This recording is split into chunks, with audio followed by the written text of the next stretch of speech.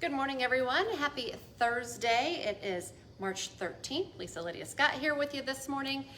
Of course, we're live on Facebook every weekday morning right around this time. It stays on your Facebook feed, though, throughout the day, so you can watch it whenever it works best for you. Or remember, you can listen to it as a podcast. Just go to inform.com/podcast and look for the Inform Minute. All right, today looking like a pretty nice day for us again. It's as we get towards the weekend here, things are really going to change. Messy system moving in. First, today there has been a little bit of light snow up at the international border and even some pockets of freezing drizzle, so maybe watch out for a slick spot in that direction. None of the sorts here in Fargo. We have a partly to mostly cloudy sky and temperatures pretty close to 40 right now. It's mild, and the wind hasn't picked up yet. It will turn breezy today, gusting around 30 miles an hour out of the southeast, pushing in warmer air, and temps make it into the 60s today. Wow. 62 is the forecast here in Fargo. Our record high is 64, so right there. In the ballpark. If you get the right peak of sunshine during peak heating, right in the warmest part of the day, 64 is within reach. It's possible. So we'll see if we maybe tie a record today. Right now, forecasting 62. 60s again for tomorrow, but it's a different kind of 60s. The wind picks up. We've got a gray sky, and then we watch out for some scattered showers to develop. I'd say spotty and light in the afternoon, gets a little heavier as we head toward the evening hours, maybe even a rumble of thunder, which would be a spring treat, I guess. And then everything changes for the worst as we go into Friday night. Wind flips around to the northwest and quickly sends in colder air. Temperatures will go from the 60s on Friday to the 20s by Saturday morning.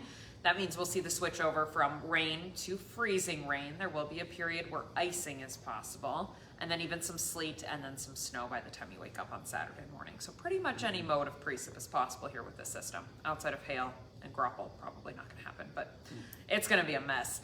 Even if it's just a little snow, the strong wind on Saturday will cause travel issues, especially if you've got that ice on the road and then you're trying to control a vehicle with the wind hitting you at 50 miles an hour and there's some snow coming down. All of that sounds less than ideal. So that's all in play as we head into your Saturday. Blowing snow, drifting snow, the system winds down from the west to the east throughout the day. So it just depends on where you are for when the snowfall is done, but still windy even after snowfall.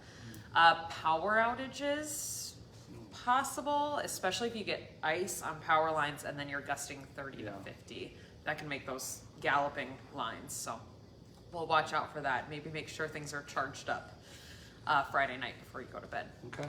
Let's see then, this is all quieter. Come Sunday, we'll start to work on doing some melting of anything that's out there.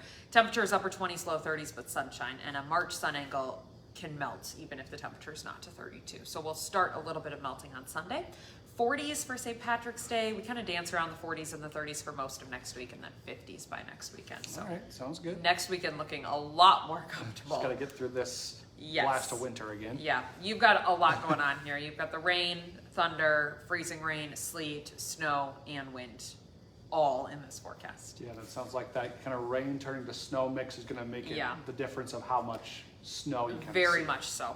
Our team is planning on putting out a snow forecast on this evening's newscast, so you can start looking for that by about 4 o'clock today. Cool. Okay. And we should point out, because of the weather, and you've been forecasting this, the parade has been moved. Yes. It was going to be on during the Saturday mix of it on Saturday. The worst of it, Yeah, so it's going to be next Saturday, or the following Saturday. Yeah, the 22nd. Yep. So, Which we're looking at 50s, so it looks much more comfortable. Yeah, that'll be better. Everyone will just more time to plan your outfit. Yeah, there you exactly. Find all the green things. Yes, and extend the celebrations all week. All right.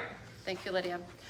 We're tracking breaking news for you this morning. We've learned a 60-year-old man was killed in a hit-and-run accident in downtown Fargo. It happened around 8 o'clock last night at the intersection of 10th Street North and NP Avenue. The North Dakota Highway Patrol says a white SUV hit the man while he was on his bike. He was taken away in an ambulance and died at the hospital. Now, we know right now authorities are looking for any more information they can get about the vehicle and its driver. Today, the man charged in a deadly shooting last summer in Moorhead is in court. 35-year-old Jamal Ahmed is charged with a second-degree murder. He's scheduled to be in Clay County Court at 1:30 this afternoon. According to court documents, Ahmed shot and killed 37-year-old Frankie Torres. The two men apparently got into a fight over a woman who was allegedly sexually assaulted.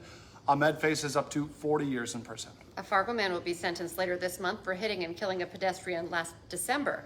23-year-old Alex Cruz pleaded guilty to leaving the scene of a deadly crash and driving under suspension.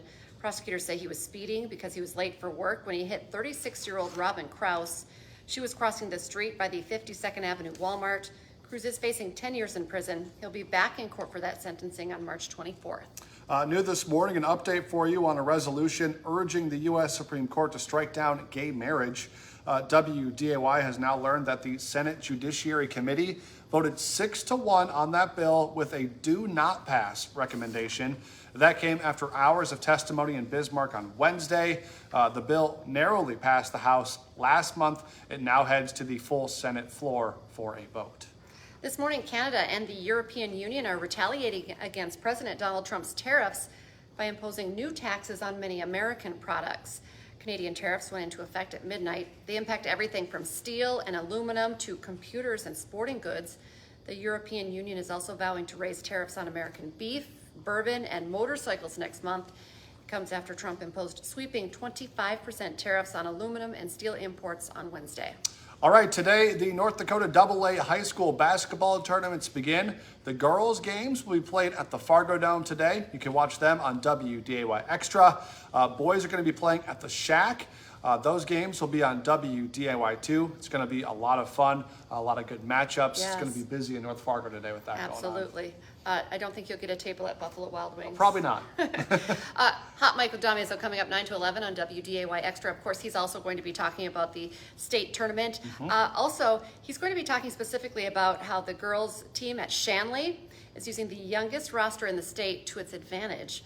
And for the first time, Minot State will play in the D2 basketball tournament. The Beavers head coach, Matt Merkin, will join the show and talk about the historic trip.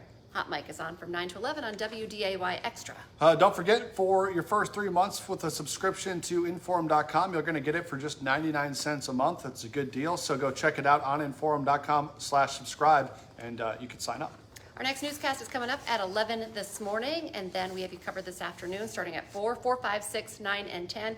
Like Lydia mentioned, they're going to be talking some numbers as far as snow totals, rain totals, that kind of stuff. So they'll be working on that throughout the day, so you'll want to tune in and get that because we're continually tracking that storm system that's moving in. For sure, and then we'll have the latest. Lydia will have the latest on that storm track tomorrow morning on First Yes. News. So make sure to join us then from 5 to 7 a.m. for the latest updates on that storm as well. Have a great day, everyone.